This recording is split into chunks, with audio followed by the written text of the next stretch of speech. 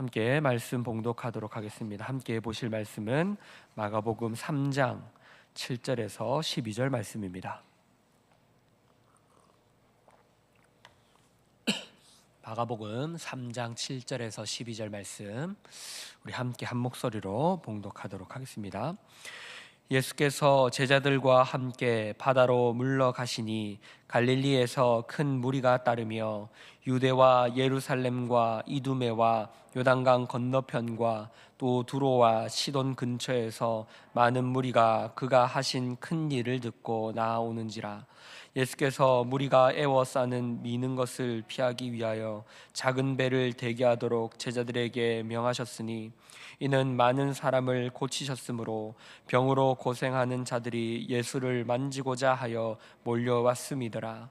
더러운 귀신들도 어느 때든지 예수를 보면 그 앞에 엎드려 부르짖어 이르되 당신은 하나님의 아들이니이다 하니 예수께서 자기를 나타내지 말라고 많이 경고하시니라. 아멘. 네, 오늘은 역사의 주관자이신 예수님이라는 제목으로 함께 말씀을 나누어 보도록 하겠습니다. 역사를 움직이는 힘, 세상을 다스리는 힘, 이 힘이 무엇인가 우리는 생각해 보면요, 항상 권력을 잡은 자들, 그리고 다른 나라 위에 군림하는 강력한 국가들, 경제적으로 막강한 부를 누렸던 나라들, 이런 나라들을 떠올리게 됩니다. 이런 나라들이 다른 나라들에 많은 영향을 끼치기 때문에, 그리고 한 사람이 많은 나라를 다스렸기 때문에 우리는 그들을 중심으로 역사가 흘러간다, 혹은 역사는 승자의 역사다라는 말을 하기도 합니다. 그러나 성경은 우리에게 분명히 말합니다. 여호와께서 그의 왕위를 하늘에 세우시고 그의 왕권을 만유를 다스리시는도다. 바로 예수님께서 하늘의 권세를 잡고 계시고 예수님께서 만유의 주가 되시며 왕이 되신다라는 것을 말하는 것입니다. 우리가 겉으로 보기에는 예수님이 아닌 다른 사람들이 이 세상을 쥐락펴락하는 것처럼 보입니다. 그러나 우리의 믿음은 오직 예수님께서 이 만유를 다스리시며 역사의 주관자가 되신다는 것을 굳게 믿는 믿음입니다.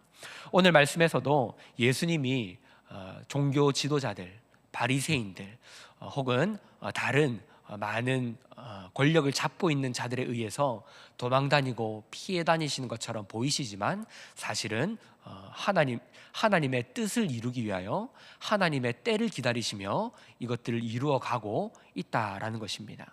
오늘 본문을 통해서 역사의 주관자이신 예수님께서 하나님의 사역을 어떻게 이루어가고 계신지를 함께 살펴보면서 다시 한 번 더 우리의 믿음이 온전히 예수님만을 우리의 주님으로 고백하는 그런 믿음이 될 수 있도록 우리를 돌아보는 시간이 되었으면 좋겠습니다. 먼저 예수님께서는 때를 따라 움직이시는 역사의 주관자이시라는 것을 우리는 기억해야 됩니다. 오늘 말씀 7절에서 보면 이렇게 말합니다. 예수께서 제자들과 함께 바다로 물러가시니 갈릴리에서 큰 무리가 따르며. 지금 예수님은 많은 기적들을 베푸셨습니다. 병자들을 고치시고 귀신을 내쫓으시고 놀라운 일들을 보여주셨기 때문에 이제 많은 무리들이 예수님에 대해서 궁금해하고 저분이 메시아가 아닌가, 우리를 해방시키고 이스라엘을 구원하여 줄 우리의 메시아가 바로 저분이 아닌가라는 생각을 하며 소문이 이미 널리 퍼진 상태였습니다. 그래서 예수님을 보고자 하는 자들이 많았기에 예수님을 쫓아오는 사람들이 많이 있었습니다. 그러나 예수님은 제자들과 함께 바다로 물러가시니, 물러갔다라고 말합니다. 예수님께서 물러가셨다라는 말은 무리를 피해서 도망가셨다라는 것입니다. 많은 사람들이 몰려들기에 바다로 가시고 그 바다에도 갈릴리죠. 갈릴리 호수이죠. 이 갈릴리 호수에도 많은 사람들이 올 것을 예상하셨기에 또 거기에도 배를 미리 준비하여서 배 위에서 말씀을 또 전하시고, 그리고 배를 사람들을 피할 수 있도록 그렇게 배를 준비하도록 제자들에게 말씀을 하셨던 것입니다. 그런데 예수님께서 많은 무리들이 몰려오니까, 그리고 바리새인들과 또 정치적인 권력을 잡고 있는 자들에 의해서 그 사람들의 힘을 피해서 물러가셨던 것처럼 표현을 하고 있는 것으로 우리가 여겨질 수도 있습니다. 이 물러가다라는 표현 자체에도 그런 의미가 담겨 있기도 합니다. 하지만 우리가 분명히 알아야 할 것은 예수님께서는 도망치신 것이 아니다라는 것이죠. 예수님께서는 많은 무리를 감당하실 수 없어서, 나를 따르는 저 많은 무리가 나를 붙들고 늘어지는데 내가 저 많은 무리가 모이면 어떻게 할 수 없으니까 저 무리를 피해서 조금 피신하여야겠다라고 하시는 생각에 무리가 없는 곳으로 제자들을 데리고 가려고 하셨던 것이 아니라는 것이죠. 이것은 하나님의 때를 조절하고 계시는 예수님의 주관하심입니다. 하나님의 뜻을 이루기 위해서 예수님은 그 하나님의 시간에 맞춰서 움직이고 계십니다. 우리가 잘 알듯이 마가복음 1장에서도 예수님이 등장하는 타이밍, 이런 타이밍에는 이런 표현들이 나옵니다. 때가 찼고 하나님의 나라가 가까이 왔으니 회개하고 복음을 믿으라. 세례 요한이 이런 말씀을 선포했죠.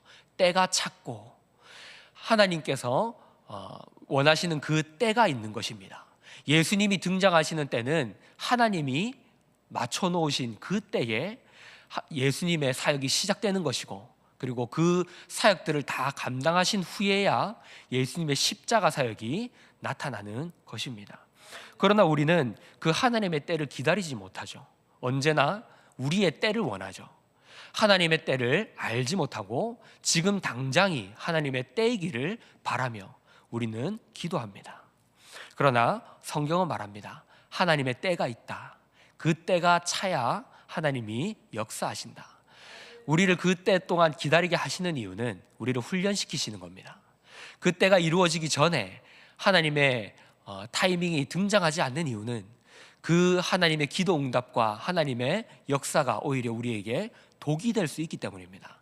그래서 하나님은 우리를 늘 훈련시키시고 기다리게 하시고 이해하게 하시는 겁니다. 어린아이가 부모님의 뜻을 헤아리지 못하다가 그 어린아이가 장성하여서 결혼을 하고 자녀를 낳고 그 부모님의 때가 되었을 때 부모님의 마음을 헤아리게 되는 것처럼, 하나님은 그 우리에게 성숙을 기다리시고 하나님의 마음을 이해할 수 있도록 그 시간들을 우리에게 보내게 하시는 것입니다. 마찬가지로 예수님은 하나님의 일이 이루어지는 그 타이밍에 맞춰서 일하고 계십니다. 예수님은 십자가를 피하시고 계시는 것이 아니라 지금 그 때가 아니기에 기다리고 계시는 것입니다. 하나님은 언젠가 예수님은 하나님께서 언젠가 자신을 십자가의 사역을 감당케 하실 것을 알고 계셨습니다. 그리고 자신이 이 땅에 죽으러 오신 것을 알고 계셨습니다. 그래서 제자들에게도 말씀하십니다. 물론 제자들이 감당하지 못할 그때에는 말씀을 하지 않으셨죠. 그리고 어느 정도 때가 됐을 때 그 말씀들을 중간중간 하십니다. 내가 죽어야 하겠다. 내가 죽기 위하여 이 땅에 왔노라 라는 말씀들을 하시죠. 하지만 제자들은 그 때를 아직 이해하지 못했습니다. 그리고 이후에는 그 모든 하나님의 방법과 하나님의 섭리와 하나님의 계획이 무엇인지를 깨닫게 되고, 그 제자들의 때가 되었을 때, 하나님이 예비하신 때가 되었을 때 그 제자들은 예수를 위하여 자신의 삶을 바치는, 하나님의 나라를 위하여 살아가는, 자신의 삶을 헌신하는 그런 삶을 살게 되는 것입니다. 이처럼 우리가 보기에는 예수님께서 다른 사람들의, 세상의 권력자들에 의해서 이리 치이고 저리 치이며 휩쓸려 다니시는 것처럼 보일 수 있지만, 그것이 아니라 예수님은 모든 때를 주관하고 계시며 역사를 움직이고 계시며 하나님의 때를 준비하고 계셨다라는 것입니다. 이것을 우리는 믿고 그 역사의 주관자가 예수님이심을 믿음으로 믿고 고백하며 나아가야 한다는 것이죠. 그래서 예수님을 이 역사의 주관자로 믿게 되는 우리는 하나님의 타이밍을 늘 기다려야 하는 것입니다. 앞서 말씀드렸지만 우리는 종종 이 하나님의 타이밍을 기다리지 못합니다. 하나님께서 우리의 기도를 응답해 주지 않으시면 우리는 이내 바로 불안해하고 답답해합니다. 내 뜻대로 일이 풀리지 않으면 낙심합니다. 그래서 하나님을 원망하기도 합니다. 그런데요, 원망해도 괜찮습니다. 왜냐면요, 그 원망하는 가운데 하나님께서 우리를 더욱더 성숙하게 만들어 가시기 때문입니다. 원망하는 것은 어찌 보면 우리가 성숙해 가고 있다는 것입니다. 아직 우리 원망을 통해서 후회하고 낙심하고 다시 그것을 통하여 하나님을 바라보며 하나님의 뜻을 깨닫게 되는 것이죠. 처음부터 원망하지 않는 신자는 없습니다. 처음부터 모든 것을 초월한 성숙한 성도는 없는 것입니다. 자녀가 어린 자녀가 갓난 아이의 어린 자녀가 철이 들면 그것은 문제가 있는 것입니다. 그 시기는 떼를 쓰고 부모님께 엉겨붙으며 매달리며 자신의 욕구를 충족시켜 주기를 요구하는 시기이죠. 그 시기를 거쳐가면서 부모가 그 마음을 만져줌으로 그 애착 관계가 형성되고 부모를 더욱더 사랑하게 되고 이해하게 됩니다. 우리의 신앙에도 이런 과정들이 있습니다. 신앙의 초기에는 하나님께서 특별히 또 기도응답을 잘 들어주시죠. 하나님을 처음 믿는 그 시기에 기도하는 것들이 신기하게도 잘 이루어집니다. 이것은 하나님께서 사탕을 많이 주시는 겁니다.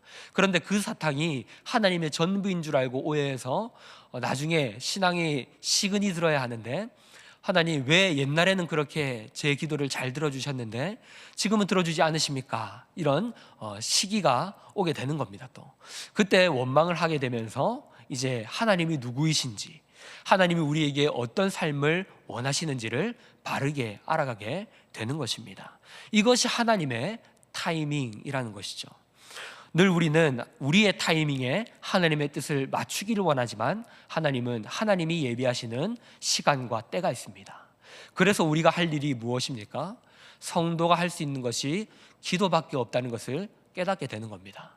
내가 원하는 것이 이루어지지 않으며 기도했는데 그 기도 응답이 이루어지지 않고 내가 원하는 목표가 이루어지지 않는 그 낙심과 좌절과 한계를 느끼면서 다시 우리가 할 수 있는 것이 기도밖에 없다는 것을 깨닫게 되어서 하나님께로 돌아갑니다. 그리고 하나님은 하나님이 우리에게 어떤 삶을 이끌어 가시겠다라는 것을 우리가 기도하는 가운데 더욱더 분명히 깨닫게 하십니다.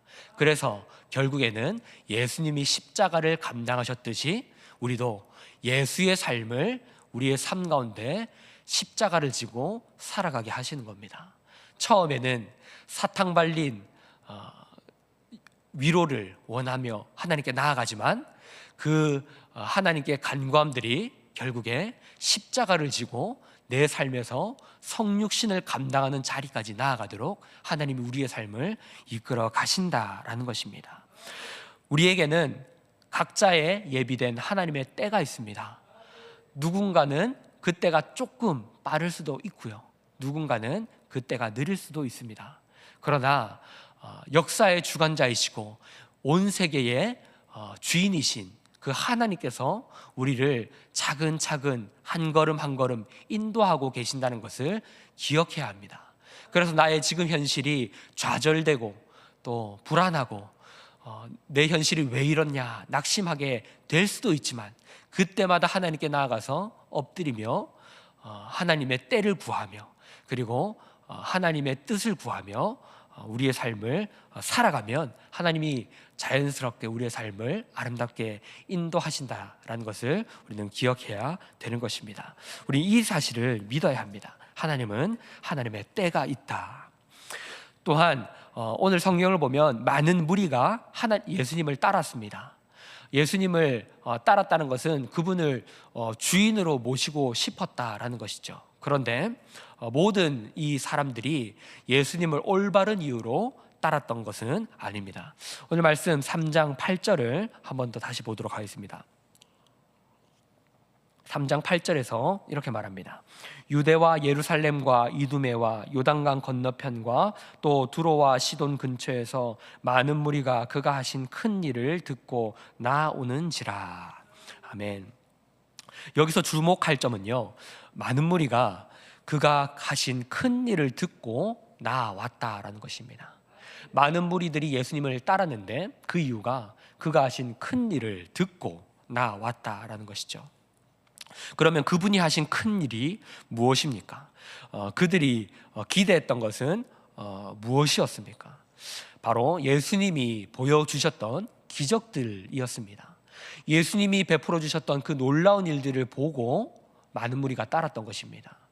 저분이 하나님이시구나, 저분이 우리를 구원할 메시아이구나, 성경에 예언되었던 그 메시아가 저분이시고 하나님의 나라가 저분을 통하여 임할 것이고 하나님의 뜻이 이루어질 것이구나 라는 아주 깊은 그런 통찰에서 오는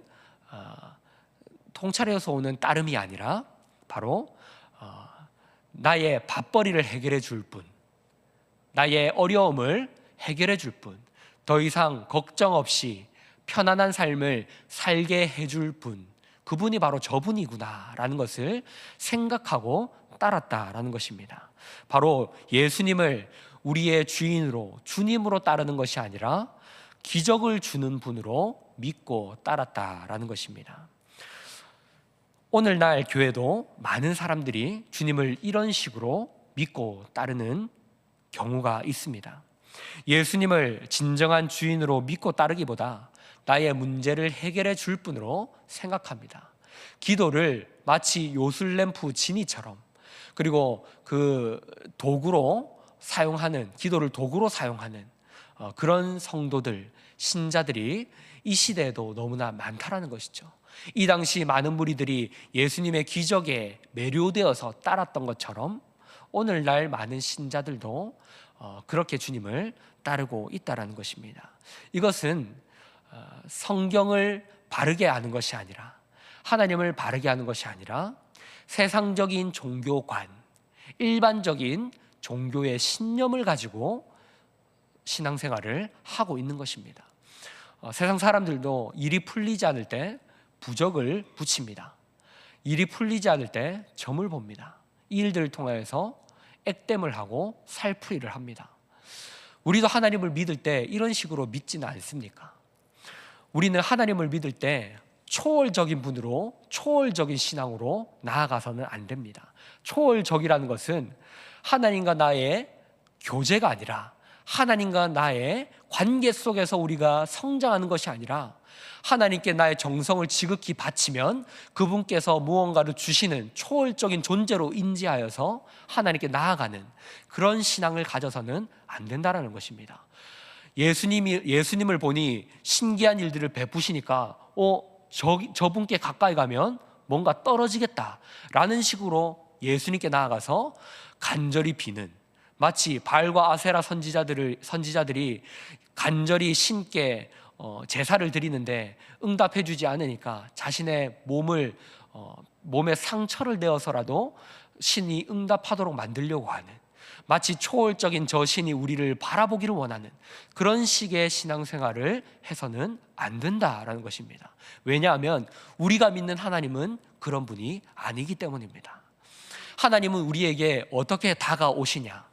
다른 종교들과 기독교가 다른 것은요, 하나님이 어떤 분이시냐면 자기 계시를 통하여 우리에게 나타나시는 분이십니다. 자기 계시, 무슨 말이냐면 세상적인 종교는 그 종교를 믿는 신자들이 신께 나아가서 그 신을 보기를 원합니다. 하지만 하나님은 다르십니다. 하나님은 자기 백성을 직접 찾아오시고 내가 누구인지를 직접 알려주시는 분이십니다. 나는 여호와다. 너희가 믿는 신 하나님이 바로 나 여호와다. 너희는 그러므로 내 앞에 이렇게 하여라. 예수님께서 말씀하십니다. 하나님의 나라는 이런 곳이다. 천국은 이런 곳이다.